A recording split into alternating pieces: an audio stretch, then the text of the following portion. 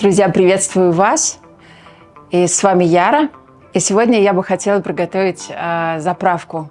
Давно хотелось ею с вами поделиться. Это моя любимая заправка. Я называю моя фирменная заправка на все времена. Это соус, который делается на базе французского соуса винегрет. Но я его немножко модернизировала. И на самом деле, когда я подаю любой салат, листовой салат с этим соусом, гости спрашивают, что же там еще в этом салате. Мне очень нравится такой вот момент какой-то мистической загадки. Конечно же, я ничего никогда не признаюсь, но сегодня вот решил поделиться с вами почти семейным нашим традиционным рецептом. Еще что мне нравится, что эту заправку, которую мы сейчас делаем, можно хранить достаточно долго в холодильнике. И в любой момент, когда вам хочется приготовить салат, у вас уже есть хотя бы один ингредиент, а это уже полпути к победе. Итак, начнем. Конечно же, как и любая почти заправка, готовится это на основе оливкового масла.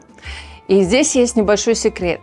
Мы будем использовать уксус, который позволит эмульсифицировать нашу заправку. За счет этого она будет достаточно плотная и кремообразная. Эмульсия создается за счет сочетания кислот, это уксус, это может быть и лимон, но, на мой взгляд, лимон недостаточно дает глубины. Уксус, особенно вот такой выдержанный, который я использую из яблочного сидра, очень хорошо подходит, в нем и слочинка, и кислинка. Мне нравится результат. И уксус, соединяясь с жиром, это масло, эмульсифицирует, позволяет достичь такую кремовую консистенцию. Основной принцип приготовления моего соуса, что на одну часть кислого, на одну столовую ложку уксуса, которую я буду класть, всегда берется 4 столовые ложки жира. Тогда у вас будет стойкая консистенция, которая будет достаточно стабильная. Но если мы говорим о стабильности, конечно же, никто не справляется со стабилизацией соусов, любых таких текстур, как горчица. Вы можете использовать дижонскую или любую горчицу. Главное, чтобы она была без каких-то дополнительных примесей и желательно достаточно ядреная, но не сильно. Так вот, это вот, собственно, основные наши строители нашего соуса. Остальное только добавки. Масло у меня сегодня будет оливковое. Для сырых соусов, которые мы не собираемся готовить, я рекомендую именно его. Но для такого нюанса мне захотелось добавить какой-то такой ривьеры. Я буду использовать масло розмарина. Мне кажется, оно вот как раз так дает такую нотку прованских трав. Если у вас нет розмаринового масла, но есть прованские травы, используйте их. Дальше, что нам понадобится? Конечно же, соль, перец.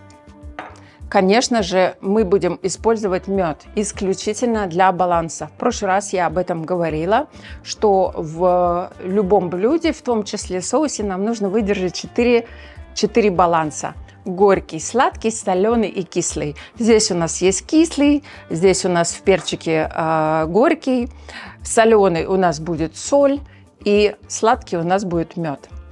Меда я добавлю 1 чайную ложку, точно так же, как и чайную ложку горчицы. И 1 столовую ложку я добавлю, помним, да, 1 столовая, 4 столовых, 1 столовую ложку уксуса.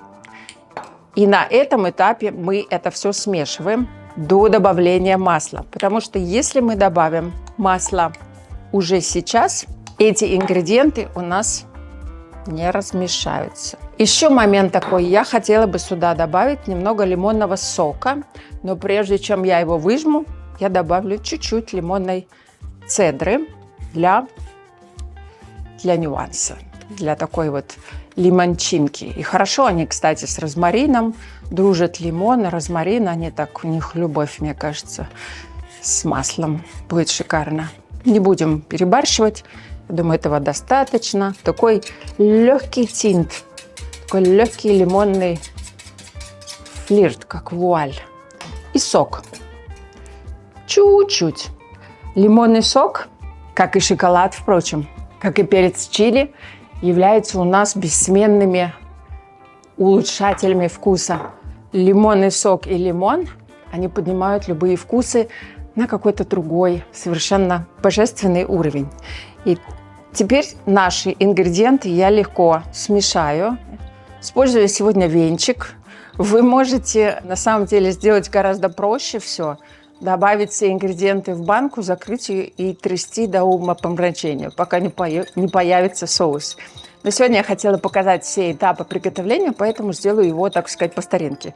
Видите, уксус легко соединил все текстуры, у нас нет никаких комочков, и мы можем приступать дальше. Еще у меня есть такой вот нюанс. Я добавляю буквально одну капельку соевого соуса. Вы можете использовать вустерский соус. Все время путаюсь, как он называется. Вустерский соус, который тоже дает подобный нюанс, но у меня сегодня соевый соус. И мы можем, в принципе, начать добавлять масло.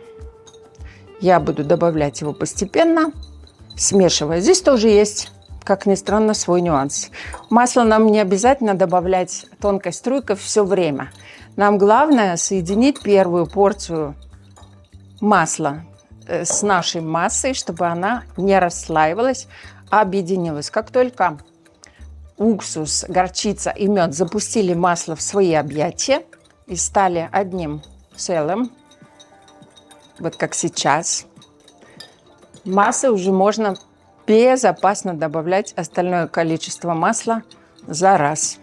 Оно уже соединится с ним. Кстати, вопреки расхожему мнению, многие считают, что чем больше масла мы добавим в заправку, тем будет жиже заправка. Ничего подобного. Это как раз-таки с точностью да наоборот. Масло сгущает нашу заправку. Поэтому, если вы хотите вашу заправку разбавить, добавляйте не масло. Можно добавить чайную ложечку теплой водички. И все это тщательно соединить. Никто не заметит. Все. В принципе, основные ингредиенты я соединила. Теперь еще нюанс. Господи, сегодня просто такая дама нюансов. Соль, перец. Но здесь по вкусу. Смотрите, как у вас с рецепторами. Кто-то чувствует их сильнее, кто-то меньше. Сюда вы можете добавить свежемолотый черный перец. Даже пусть он попадается кусочками. Это не страшно, а наоборот придает такую аутентичность этому соусу. Итак, в таком виде соус вы можете перелить в чашечку, в соусницу, и он у вас будет, собственно, готов. Дополнительный момент, который я очень люблю, это лук-шалот. Я его натираю уже в готовый соус на терочке. Совсем чуть-чуть, буквально вот четвертинку малышки для аромата. Натирайте лучок на маленькой терочке. Я сейчас покажу, чтобы у вас получилась вот такая кремообразная паста, практически вот луковая вуаль. Добавляю сюда. Столько достаточно для аромата. И точно так же я поступлю вот буквально четвертинку чесночка. Я тоже сюда натру. Вот буквально совсем немножечко. Это не обязательно, и в рецепте под этим видео я об этом скажу. Это дает, опять же, дополнительный такой вкусовой нюанс. Я очень люблю добавлять шалот и чеснок в эту заправку. Если у вас нет шалота, используйте любой другой лук, который у вас есть. Смотрите, как вам по запаху. Может быть, его ошпарить кипяточком, чтобы он сбавил резкость. Соус наш готов. Сейчас я его пробую. Обязательно пробуйте. Роскошно. Обязательно пробуйте свои блюда, потому что таким образом они с вами общаются. Сейчас, когда я добавила лучок и чесночок, он приобрел совсем другое звучание.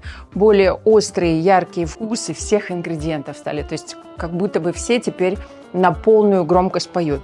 Чудесный соус. Подходит хоть к салату с креветками, хоть к салату из латука, к шпинатному салату, к любому. Вы даже можете отварить себе креветку и макать в этот соус, будет шикарно. Разнообразить можно его, добавив больше цитрусовых но это будет у нас немножко другая заправка. Вы можете добавить сюда мелко порубленную зелень, петрушку или укроп, в зависимости от того, какие ингредиенты у вас входят в салат. Вы можете добавить сюда чили, вы можете добавить сюда все, что вам нравится, но вот это вот база. До добавления чеснока и лука – это наша основа. Хочу только заметить, что если вы добавили свежий лук и свежий чеснок, то, конечно же, время хранения в холодильнике уменьшится. Думаю, вы помните, когда чеснок или лук попадают в салат, свежие, то через день уже достаточно яркий, неприятный аромат. То же самое происходит с этой заправкой. Поэтому, если вы хотите наготовить впрок, то не добавляйте сюда лук, чеснок. А в таком виде без лука и чеснока она будет храниться у вас хоть 2, хоть 3 недели в холодильнике. Нужно будет просто взбить контейнер или баночку, в котором они хранятся, и использовать. Я надеюсь, что эта заправка станет вашим любимым рецептом, войдет в вашу настольную кулинарную книгу и будет сопровождать все ваши салаты. И я уверяю вас, вы будете получать массу комплиментов на вашу кухню, на ваше приготовление. Я благодарю вас, что вы смотрите это видео. Я прошу вас, подписывайтесь на мой канал, чтобы узнать много интересного, которого я заготовила для вас. Оставляйте ваши комментарии, мне будет очень любопытно их читать и узнать, что вы думаете о моих рецептах, как вы их применяете, получились ли они у вас или нет, и почему. Будем вместе разбираться. Я все читаю, благодарю вас, и с вами была Яра, и до скорой встречи.